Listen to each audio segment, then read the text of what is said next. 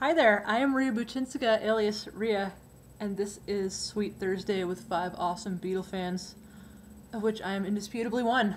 Alright, so let's get started with today's video. The first thing I want to tell you is that this is all going to be somewhat off the cuff because I don't really have anything prepared. First of all, I'm wearing, as you can see, my Abbey Road t-shirt, which has all 4 Beatles splashed across the rack right there. Beatles plus boobs, a winning combination, don't you agree? And right here above my left bosom is John Lennon. John, he's my absolute favorite. Whatever gets you through the night, well, John gets me through the night, if you know what I mean. And oh my, that sounded filthy. Moving on. As my high school English teacher would say, moving on. This video is going to be somewhat off the cuff because I am underprepared for it, as I will freely admit. Future videos hopefully will be better researched.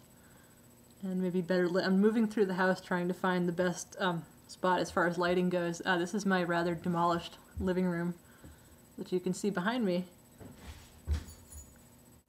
The question that Anna has asked us girls this week is, how did we first get into the Beatles and what are some of our favorite Beatles-related memories?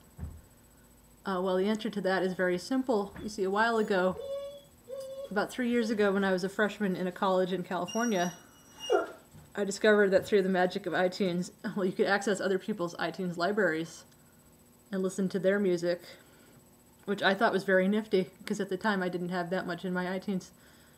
Only what my brother put in there, which I think some Beastie Boys and Rage Against the Machine and Nirvana and stuff like that. Well, anyway, I had no Beatles at the time.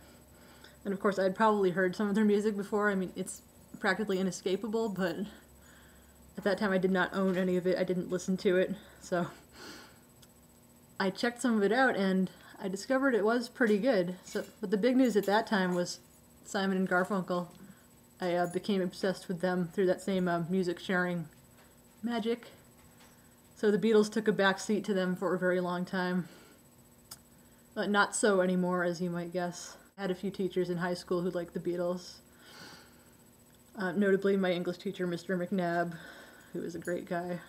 And he once asked me what my favorite Beatles album was, and at the time I'm like, Beatles? What the hell are Beatles? I don't know what that. So at the time I said Abbey Road, because it was the only one I actually recognized, because it's a pretty iconic image of the 4 guys walking across the road, so I didn't know what I was talking about at the time, but as time wore on, that actually ended up being my favorite Beatles album, which I thought was pretty funny. Well, for the longest time, the only one we actually owned was Revolver.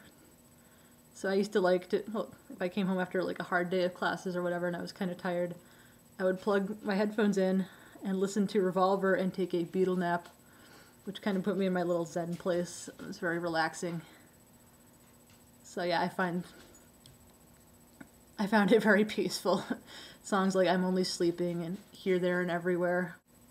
But anyway, oh yes, also I've been charged with digging up an interesting fact about the Beatles for your interest and edification, and one that I ran across today that I thought was pretty interesting is that John Lennon and Paul McCartney, well, as you probably know, they constituted a songwriting team, but what you might not have known is that if a composition is listed as a Lennon-McCartney original, it might actually have originated with just one and not the other. I mean, it might be written by just John Lennon and not Paul McCartney, because they agreed with each other to, each time either of them wrote a song, they would list it under that label, whether or not the other one actually helped or not, which I thought was pretty cool.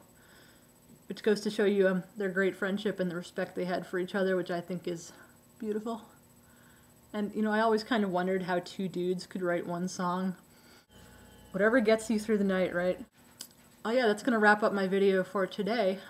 I look forward to seeing what the rest of you come up with.